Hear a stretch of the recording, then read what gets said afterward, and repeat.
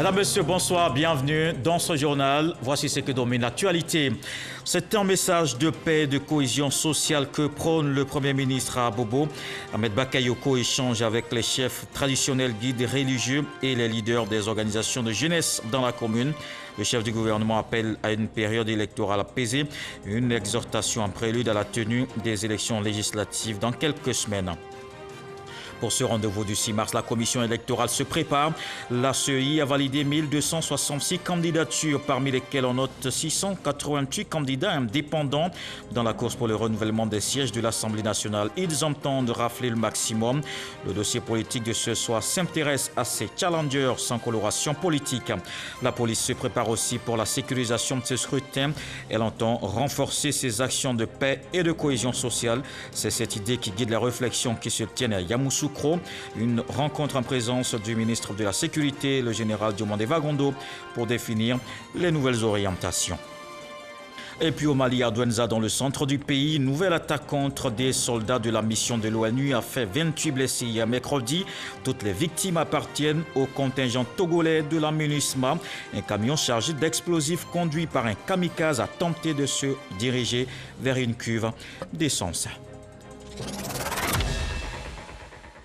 Le Premier ministre Ahmed Bakayoko rencontre les leaders d'opinion dans la commune d'Abobo. Le chef du gouvernement prône la cohésion sociale. Il invite les populations à faire en sorte que la paix règne pendant et après les élections législatives qui auront lieu le 6 mars. Éric Goré. À quelques semaines des élections législatives, Ahmed Bakayoko, Premier ministre de Côte d'Ivoire et maire de la commune d'Abobo, ne veut pas rester silencieux. Le chef du gouvernement ivoirien s'implique résolument dans la recherche de la paix et de la cohésion sociale. Il s'est rendu à Bobo pour commencer cette initiative. Et la cible est bien trouvée. Les chefs traditionnels, les chefs coutumiers, les guides religieux. En clair, les garants de la tradition et les guides spirituels. Le Premier ministre leur a demandé de prôner la paix dans leurs différentes communautés. Un message reçu avec beaucoup de satisfaction. Ce fut une rencontre très intéressante, qui fut très enrichissante également pour nous. Au point de vue que vous savez que la commune d'Abobo, c'est une commune cosmopolite. Plusieurs communautés se retrouvent, plusieurs confessions religieuses se retrouvent. Et donc, le vivre ensemble est une réalité aujourd'hui à Bobo. Nous sommes obligés de vivre ensemble. Nous sommes obligés d'éduquer les enfants. Nous sommes obligés de se parler, de manger ensemble. Nous nous félicitons de l'initiative incessante que prend le président de la République à l'effet d'amener les Ivoiriens à s'accorder, à vivre ensemble, à mener la même bataille, à comprendre que la nécessité la plus absolue, c'est de conserver l'unité nationale. Après les têtes couronnées et les responsables religieux, Ahmed Bakayoko a rencontré la jeunesse. Je voulais souhaiter que toutes les communautés s'impliquent pour qu'ici à Bobo, tout se fasse dans la paix, dans l'esprit de fraternité, l'esprit de concorde qui nous a toujours animés. Donc je voulais cette rencontre pour vous dire que je suis impliqué à vos côtés. Ici à Bobo, tout se passe dans l'esprit que nous avons construit, c'est un esprit de famille. La politique ne doit pas nous diviser parce que justement, nos priorités sont ailleurs. Nos priorités ici à Bobo, c'est plus de solidarité, aider les plus faibles, aider ceux qui ont des problèmes.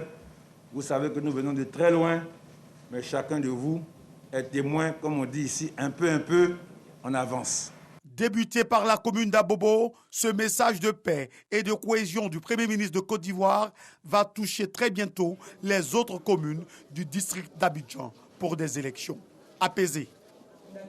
Et dans le même élan de cohésion sociale, l'ambassadrice de Suisse en Côte d'Ivoire chez le médiateur de la République, présente en Côte d'Ivoire depuis des mois, Anne Lougon-Moulin est allée comprendre le fonctionnement de l'institution avec Adama Toungara. Il a été question des missions et des actions que mène la structure, des actions qui s'inscrivent dans le processus de paix et de réconciliation en cours en Côte d'Ivoire.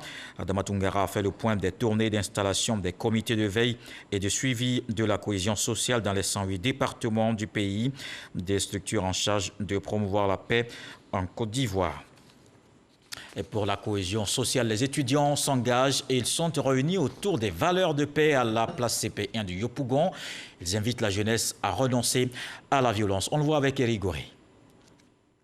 Ils sont pour la plupart des étudiants résidant dans la commune de Yopougon, réunis au sein d'une association dont l'objectif est de prôner la paix et la cohésion sociale dans cette cité. Avec à leur tête Komo Ekwasi Jérôme, investi par le premier adjoint au maire de la commune de Yopougon, Issoufou Koulibaly, qui a instruit ses filleuls à sensibiliser toute la jeunesse de cette commune à œuvrer pour la paix et la cohésion sociale en renonçant à toutes sortes de violences. Le mouvement que vous devez lancer peut jouer dans sa contribution dans le développement de Yopougon, peut jouer sa contribution au niveau de la cohésion de Yopougon auprès de nos chefs traditionnels. Vous savez qu'aucun développement n'est possible s'il n'y a pas de paix, s'il n'y a pas de cohésion. Un message jugé satisfaisant par ces étudiants. Nous avons décidé de promouvoir les valeurs de paix, de probité, de loyauté, de fidélité, de solidarité. Et c'est vous, notre mentor, qui incarnez ces valeurs-là. Bientôt sur la campagne législative, ces jeunes comptent sillonner toute la commune de Yopougon pour passer des messages d'apaisement. Et pour ces législatives, Doumbia Soumaïla, GPP et Bamba Siaka, PDCI RDA rejoignent désormais les 15 membres de la commission centrale de la CEI. Ce jeudi, ils ont été présentés en assemblée, une rencontre au cours de laquelle ces deux personnalités ont également été élues au poste de 4e vice-président pour Bamba Siaka du PDCI et 2e secrétaire permanent adjoint pour Doumbia Soumaïla. Le point avec Sidonie Davila. Deux nouveaux membres font leur entrée au sein de la commission centrale de la CEI. Siaka Bamba et Soumaïla Doumbia, désormais membres à part entière après leur prestation de serment. Le 29 janvier dernier au Conseil constitutionnel, ils ont été présentés officiellement aux autres membres. Deux postes à pouvoir au sein de cet organe décisionnel. Monsieur Siaka Bamba est donc élu 4e vice-président de la commission électorale indépendante jusqu'au renouvellement du bureau. Monsieur Doumbia Soumaïla est donc élu 2e secrétaire adjoint de la commission électorale indépendante jusqu'au renouvellement du bureau. Pour marquer cette présence officielle, ils ont reçu les documents afférents à leur mission de commissaires centraux de la CEI. Notre mission est une mission de sacerdoce. C'est vrai que nous avons été désignés par des partis politiques, mais à partir d'aujourd'hui, c'est la Côte d'Ivoire que nous servons. Nous avons ce que nous appelons une sorte d'obligation d'ingratitude vis-à-vis de ceux qui nous ont envoyés ici, mais une mission de rester indépendant et impartial, n'est-ce pas, dans le jeu politique et dans le jeu électoral. C'est ce que nous ferons. Nous attendons de la rigueur, qui est la leur d'ailleurs, parce que n'oublions pas que M. Siaka Bamba est un ancien de la maison.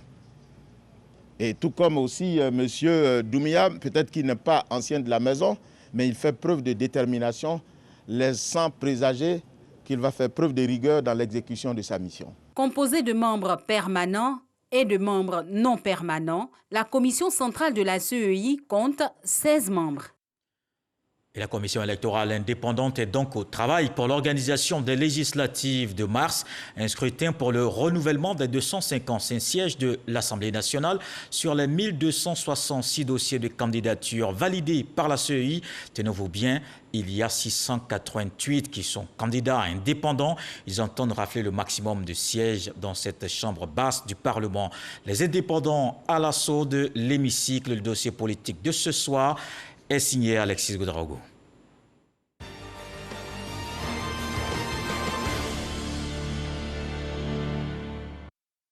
Les indépendants à l'assaut de l'hémicycle. Si on en dénombrait 31 en 2011, en 2016, ils étaient 75 dès l'annonce des résultats. Pour 2021, combien siégeront-ils à l'hémicycle? Ibrahim Kamaté, la quarantaine révolue, est candidat indépendant pour les législatives du 6 mars. Une décision prise de concert avec le mouvement citoyen dont il est membre.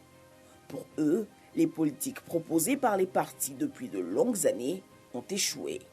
On constate que les leaders s'arrangent entre eux et quand ça ne va plus, on appelle le peuple à la rescousse. Donc c'est ce peuple-là, déçu, qui décide de partir seul, être la quatrième voie pour pouvoir changer les choses. Chefs d'entreprise, journalistes, commerçants, enseignants, étudiants et parfois même sans emploi, les candidats indépendants entendent bien jouer leur partition. À un moment donné, on s'est dit qu'on peut apporter quelque chose. La construction de l'édifice ne se passe pas seulement dans les partis politiques. Chacun doit apporter sa pierre à la construction de l'édifice ivoire. Dans le cadre de la séparation des pouvoirs, il est plus intéressant que l'Assemblée nationale soit envahie par des indépendants ou même les partis d'opposition, de sorte à pouvoir véritablement discuter les projets de loi qui sont soumis par le gouvernement. Des propos diversement appréciés. Les indépendants, ils donnent un signal aux partis politiques pour dire que les organisations politiques ne sont plus fiables. Quand un parti a décidé de boycotter pendant longtemps des élections et puis après revient tout de go, on ne sait plus les raisons pour lesquelles ce parti revient. Quand aussi le parti au pouvoir a choisi ses candidats et que le candidat, lui, pense que c'est lui qui était le meilleur choix et que ce n'est pas lui qui a été choisi, il s'érige en indépendant. Le mouvement qui porte Ibrahim veut poser la rupture, une voie vierge à l'hémicycle. Nous constituons la quatrième voie. Nous constituons cette voie-là qui veut se départir, veut dire des arrangements politiques et pouvoir résoudre les problématiques des populations. Une volonté de rupture pourtant frappée de suspicion. Et pour cause, les candidatures d'indépendants lors des élections locales sont monnaie courante dans les formations politiques. Indexés, les rejets de dossiers de candidature par les comités électoraux internes. En 2016, plusieurs candidats élus sous la bannière d'indépendants avec de bons scores n'ont pas hésité à remettre leur mandat à leur formation politique d'origine. La trahison n'est pas bonne. Toi, tu dis que tu es candidat indépendant et après tu te rallies. Non, il faut rester indépendant. C'est un peu comme trahir ceux qui t'ont choisi parce que quand tu partais, tu ne leur disais pas que tu allais changer rapidement de camp comme ça. Au sein des partis politiques, les appréciations sont diverses. Si on distingue clairement deux types d'indépendants, ceux motivés par le rejet de leur candidature et ceux dits libres, il n'en demeure pas moins un contre-pouvoir. Les résultats des indépendants vont permettre à l'opposition, en tant que parti politique, de revoir leur méthode de travail et aussi au pouvoir de revoir sa méthode de travail. Et de savoir qu'il n'y a pas seulement que par les partis politiques on peut faire l'animation politique. Sur le sujet, le Rassemblement des oufouettistes pour la démocratie et la paix se veut plus ferme. Quand on est indépendant, qu'on est issu d'un parti et qu'on décide d'affronter le candidat de son parti, cela veut dire qu'on est un indiscipliné. Le parti a fait signer au candidat sous sa bannière un engagement à ne pas se présenter en indépendant en cas de rejet de candidature. Si quelqu'un décide d'être candidat contre le gré de son parti, bon, il s'en va. Mais une chose est sûre, c'est que l'artillerie RHDP va se ranger derrière le candidat du RHDP. Pour la plateforme EDS, peu importe les dissidences au sein des partis, il faut aller aux élections. L'essentiel, c'est que le peuple fasse son choix librement et que ce choix soit respecté et non dévoyé et qu'enfin on se retrouve dans une assemblée qui est le reflet du peuple de Côte d'Ivoire. L'UDPCI, qui a fait les frais de la pluralité des candidatures indépendantes par le passé, exhorte lui au consensus. C'est un phénomène dangereux pour les partis et évidemment il faut faire en sorte de parler au cadre du parti pour dire que tous ne peuvent pas devenir donc députés en même temps. Profiter des failles et mésententes au sein des partis politiques en vue de ravir des sièges à l'hémicycle. Les 688 candidats indépendants à l'assaut des 255 sièges de l'hémicycle rééditeront-ils l'exploit de 2016 ou feront-ils mieux? Rendez-vous est pris pour le 6 mars prochain. Les indépendants à l'assaut de l'hémicycle, c'était le dossier politique de ce soir signé Alexis Ouedraogo. Et les forces de police seront aussi à la tâche pour la bonne tenue de ces législatives. La police nationale qui s'engage pour le renforcement de la paix et la cohésion sociale. Le ministre de l'Intérieur et de la Sécurité, le général Diomando Vagando, a ouvert à Yamoussoukro un séminaire de réflexion de ses services. Il s'agit ici de faire le bilan de l'année 2020 et envisager les perspectives de l'année 2021. De la capitale politique, la correspondance de Kader Sogodougou. Dans la quête de moyens de protection de la nation, la police nationale, qui a en charge la sécurisation des personnes, de leurs biens, ainsi que la fluidité de la circulation, a pris l'engagement d'initier plusieurs actions visant à la professionnalisation de ses services et de ses unités opérationnelles. C'est en cela qu'elle organise depuis plusieurs années un séminaire bilan. L'ouverture de l'édition 2021 a été l'occasion pour le ministre de l'Intérieur et de la Sécurité, le général Vagando Diomandé, de rappeler l'importance des travaux. La menace terroriste qui, depuis quelques années, frappe à nos portes. Nous pensons notamment à nos frontières nord, où il ne se passe pas de jour où nos pays frères ne sont pas touchés par un acte de terrorisme, qui se rapproche de plus en plus malheureusement de nos frontières. La dernière attaque a eu lieu il y a seulement 48 heures, à seulement une dizaine de kilomètres de nos frontières. Je voudrais donc compter sur chacun des séminaristes pour une participation active et franche à tous les travaux en vue de l'atteinte des objectifs de ce séminaire. Il devra aboutir à des propositions réalistes, efficaces et réalisables surtout. La rencontre qui se tient quelques semaines avant les élections législatives permet au ministre de rassurer la population. Je voudrais, au nom du président de la République, féliciter l'ensemble des forces de police pour la parfaite prestation qui a été servie pendant l'élection présidentielle d'octobre 2020. Cette partition jouée par la police a été saluée par tous les observateurs, tant nationaux qu'internationaux. C'est le fruit justement de cette remise en question permanente de ce que nous pouvons servir à nos populations et en retirer le meilleur. Vous comprenez donc l'importance du séminaire auquel nous participons aujourd'hui. Vous savez aussi que le 6 mars prochain, nous avons les élections législatives. Une autre étape à enjeu important. Il est donc indiqué que nous puissions prendre toutes les dispositions pour que ces élections-là, en tout cas sur le plan sécuritaire, se déroulent dans de très bonnes conditions. Les travaux de Yamoussoukro sur le bilan de la police nationale vont durer 4 jours. Fin des travaux, samedi sous le coup de 12 heures. Et au niveau de l'armée, on célèbre l'excellence. 174 militaires ivoiriens des opérations des Nations Unies et de la CEDEAO viennent d'être distingués. Ils ont été exemplaires lors de leur déploiement sur ces différentes missions. Leur esprit de cohésion et leur savoir-faire ont pu satisfaire les attentes de leur hiérarchie. On se rend au plateau à la place d'armes de l'état-major général des armées pour voir ces distinctions avec Walter Amadou Ouattara.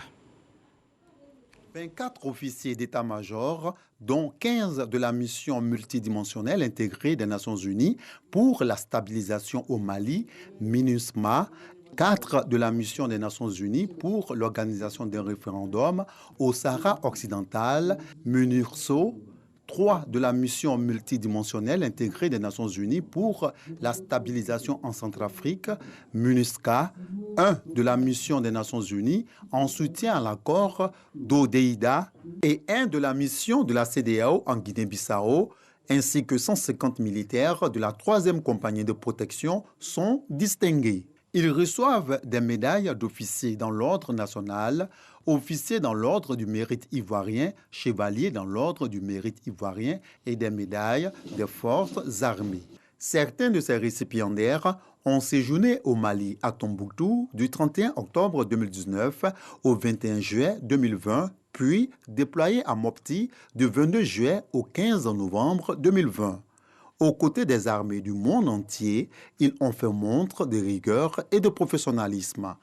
Chers récipiendaires, vous devez retenir qu'au prix de 1000 sacrifices, vous avez, de par vos différentes fonctions et votre personnalité, non seulement contribué à la montée en puissance des forces armées de Côte d'Ivoire, mais également œuvré à faire rayonner notre armée sur le plan international. À la tête des récipiendaires, le général de brigade Koulibaly Bamoro, précédemment comme secteur au sein de la MINUSCA, a traduit la gratitude des distingués à l'État de Côte d'Ivoire. Mon général, revenant respectueusement à vous, qu'il me soit permis de dire ceci. La nation ivoirienne, Son Excellence, Monsieur le Président de la République, le Premier ministre, ministre de la Défense, et vous-même, tous, vous avez raison d'être fiers de vos soldats, hommes et femmes, qu'ils soient des armées, de la gendarmerie ou de la police.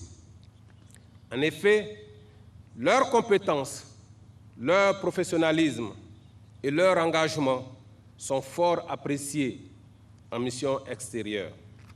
Merci pour votre soutien indéfectible, multiforme, précieux et fort apprécié par chacun de nous.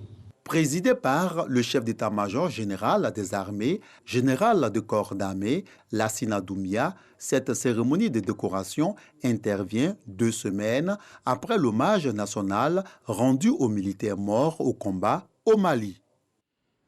Et nous restons avec les armées pour voir cette nouvelle attaque justement au Mali contre des soldats de la mission de l'ONU qui a fait 28 blessés. Toutes les victimes appartiennent au contingent togolais de la MINUSMA. Les événements se sont déroulés hier vers 7 h du matin près de Kérénab dans les environs de Douenza dans le centre du pays. Un camion chargé d'explosifs conduit par un kamikaze a tenté de se diriger vers une cuve d'essence. Mais les militaires togolais ont eu le temps de réagir en tirant sur le véhicule. L'explosion qui a suivi a donc fait les 28 blessés dont 9 seraient dans un état grave et un bilan qui aurait probablement été beaucoup plus lourd si l'engin avait percuté la cuve de carburant. Ici en Côte d'Ivoire, l'Office national de la protection civile en réflexion. L'ONPC veut employer les meilleures méthodes de protection des populations. Avec la centaine de ses partenaires, ils échangent. Ils veulent lever les difficultés rencontrées par les acteurs du secteur de la sécurité incendie et du secourisme. Walter Amadou Ouattara. Il serait important quand même que la population sache ce que c'est que la protection civile, que la population sache l'importance de la protection civile. Il est nécessaire qu'il y ait protection dans la population. Il est nécessaire qu'on puisse mettre en place une vraie politique de la protection. C'est pour prendre en compte ces préoccupations que l'ONPC, Office national de la protection civile, a convié à la présente rencontre l'ensemble de ses partenaires, structures et cabinets opérant dans le secteur de la sécurité incendie et du secourisme. On retient que les professionnels du secteur seront tous identifiés. Pour une meilleure synergie d'action, un nouveau cadre juridique sera élaboré avec l'implication et les propositions des opérateurs de la protection civile. La gouvernance dans ce secteur-là soit revue pour tenir compte des nouveaux défis et même des enjeux qui sont dans ce secteur, dans lequel les acteurs privés sont soumis. Lorsqu'ils entrent dans ce secteur, ils sont soumis à l'obtention d'un agrément. Et ce n'est pas toujours le cas. Je voudrais indiquer que l'organisme de l'État habilité à conduire la politique nationale en matière de protection civile, c'est l'ONPC. Les participants laissent entrevoir leur alacrité face à cette initiative. Quand papa, maman partent, n'est-ce pas, au travail, c'est bébé, c'est l'enfant, avec la femme qui la surveille, qui est là. Mais si personnellement, il y a une fuite de gaz, que ferait cette femme? Et si ou bien que le bébé s'étouffe, qu'est-ce que fera cette femme? Donc personnellement, cela est vraiment une bonne chose. Il faut former les hommes, former tous les Ivoiriens pour permettre à tout un chacun de sauver la vie. Et certains également ont évoqué les incendies qu'il y en a. Normalement, c'est le premier départ dans les marchés, dans les habitations. Bientôt, 1 an à la tête de l'ONPC, le préfet Gabin Amankou Kassi, au nom du ministre de l'Intérieur et de la Sécurité, a conforté les intervenants à maintenir la collaboration afin que les structures partenaires tirent profit de leur métier en leur permettant d'être davantage efficaces dans la protection des populations. Et place à la lutte contre la Covid-19, la pandémie reste encore active dans le pays. On ne relâche donc pas dans l'observation des gestes barrières.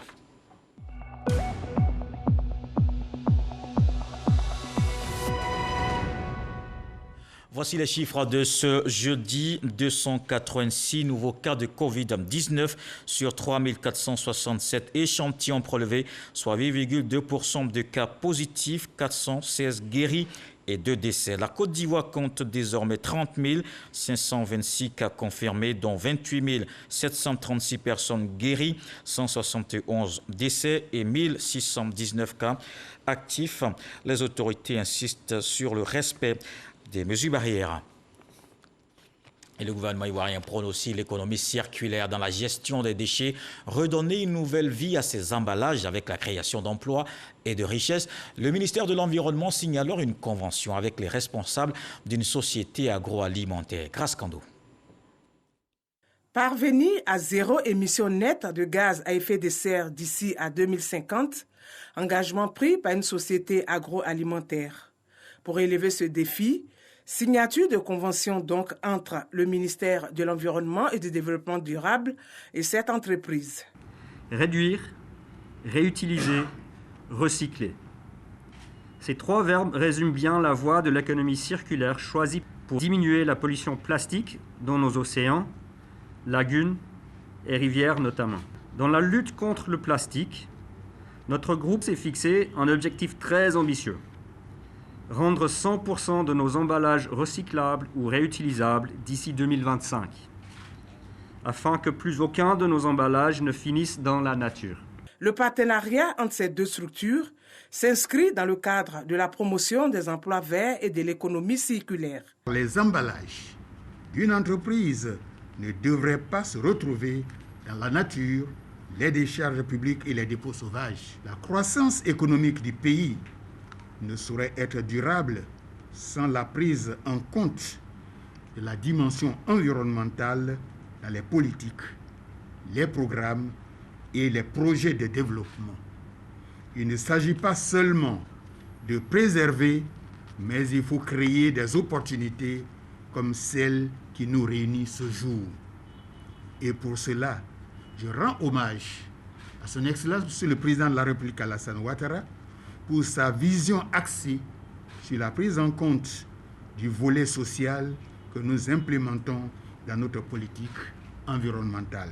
Le ministère de l'Environnement et du Développement durable invite les opérateurs économiques à mettre en place une politique environnementale assortie de projets écologiques innovants. Selon Joseph Seka, la responsabilité sociétale a une valeur ajoutée en termes de croissance. Et l'actualité ce soir, c'est aussi les accords interprofessionnels sur la rémunération des organisations professionnelles agricoles de la filière coton. Vieux de 10 ans, ils ne sont plus adaptés à la réalité actuelle.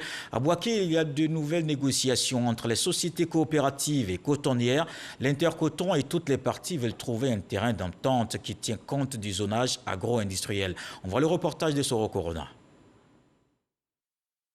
Conclu en mars 2011 à Yamoussoukro, les accords interprofessionnels sur la rémunération des organisations professionnelles agricoles de la filière coton ne répondent plus aux exigences du moment. Des accords mis en cause par les sociétés cotonnières. Cet accord permettait aux unions des sociétés coopératives qui ont décidé de ne pas faire d'encadrement de bénéficier d'un appui de 2,5 francs par kilogramme de coton pour leur fonctionnement. Et cet accord a fonctionné de 2011 jusqu'en 2017. Et en 2018, quand il y a eu le zonage, donc cet accord a été remis en cause par une des parties. Pour réactualiser ces accords en tenant compte du système du zonage, Intercoton et les 3 familles professionnelles de la filière coton ont réfléchi à Bouaké. 2 jours durant, ces acteurs ont travaillé pour conclure des accords qui prennent en compte les préoccupations des 2 parties. Les accords interprofessionnels, que ça ressuscite, tout le monde tombe d'accord pour que le travail puisse marcher. Les sociétés coopératives et cotonnières, les 2 principales parties prenantes, attendent un meilleur accord pour redynamiser la filière. Nous sommes ici pour défendre, parce que si on a eu quelque chose ici, ça va arriver sur le proviseur aussi. Nous sommes d'accord sur les fondements. J'espère que l'atelier permettra donc de trouver des solutions à ces aux problèmes qui vont se poser. Avec une production de 490 000 tonnes en 2020, la Côte d'Ivoire est le 3e pays africain producteur de l'or blanc. Une production qui doit atteindre les 500 000 tonnes cette campagne cotonnière 2020-2021. Et on reste avec Soro Corona dans la région de Gbeke pour voir la campagne de la noix de cajou au titre de l'année 2021 qui est ouverte. Les membres des comités de veille pour la commercialisation et le conseil coton Anacad réfléchissent. Ils travaillent au respect du prix fixé à 305 francs CFA et se penchent également sur la fuite des produits. Le prix du kilogramme de la noix de cajou bien séchée et bien triée, ne contenant aucun déchet, se négocie à 305 francs CFA pour la campagne de commercialisation au titre de l'année 2021. Les membres des comités de veille pour la commercialisation des régions de Gbeke, de Lifou et du Bélier réfléchissent pour une meilleure campagne. Plusieurs dispositions pratiques sont prises pour mettre hors d'état de nuit les pisteurs et acheteurs véreux. On exige que les acheteurs puissent remettre un reçu aux producteurs, même si c'est 1 kilo qui a été acheté. Il y a Boaké, il y a Yamoussoukro et il y a Bonoukou qui peut recevoir des magasins des exportateurs pour rapprocher un peu les acheteurs de ces exportateurs, mais tout chose aussi qui va éviter que le port soit engorgé. Les producteurs saluent le prix de 305 francs CFA. Pour le maintien de ces prix, les premiers responsables des sociétés coopératives appellent les producteurs à la patience tout en évitant de brader leur production. Moi, je souhaiterais que le conseil est très bien placé de faire le suivi pour que vraiment les prix soient vraiment respectés. Je lance appel à tout le monde qui n'a qu'à être patient pour que vraiment les choses puissent aller en avant. Les acheteurs agréés, eux, s'engagent à travailler en étroite collaboration avec les exportateurs pour le respect du prix plancher. Je pense bien que le prix sera respecté parce que le prix qui a été donné cette année, vraiment, c'est un prix abordable. C'est un prix qui est abordable, même, je peux même dire, relativement au revenu de l'acheteur, qui peut même se défendre avec son revenu en attendant que ses partenaires exportateurs puissent le financer. En 2020, la production nationale de l'or gris s'est établie à 848 700 tonnes. Pour 2021, le Conseil du coton et de l'Anacad table sur une production de 900 000 tonnes. Et voilà qui met un terme à ce journal. Merci de l'avoir suivi. Retour de l'actualité 23h avec Marine Cognan. Ce soir, le sage nous apprend que le vieux se chauffe avec le bois qu'il a récolté dans sa jeunesse. Dieu le voulant, on se retrouve demain.